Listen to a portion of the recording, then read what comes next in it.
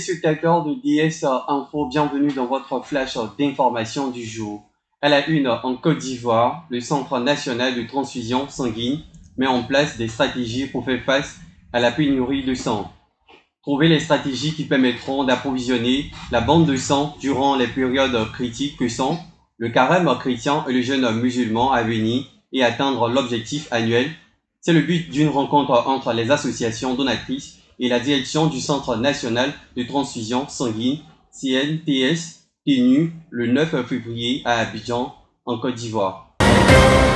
Hors de nos frontières en Tunisie, les subsahariens sur le qui-vive après les propos du président Kais Saied.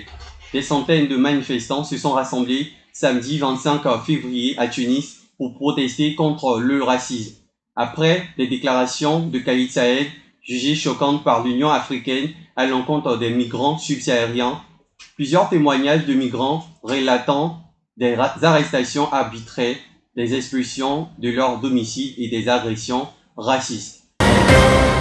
En France, l'Afrique au centre de la semaine diplomatique d'Emmanuel Macron. Le président français Emmanuel Macron a prononcé le lundi 27 février un grand discours à l'Élysée consacré à la stratégie diplomatique et militaire de la France en Afrique, le continent sur lequel son influence est contestée. Il s'envolera par la suite le mercredi suivant en destination de 4 pays de l'Afrique centrale.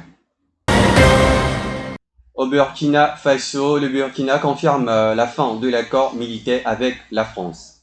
Après 3 jours de confusion, le gouvernement burkinabé a confirmé le lundi 27 février avoir réclamé le départ des troupes françaises du Burkina dans un délai d'1 mois.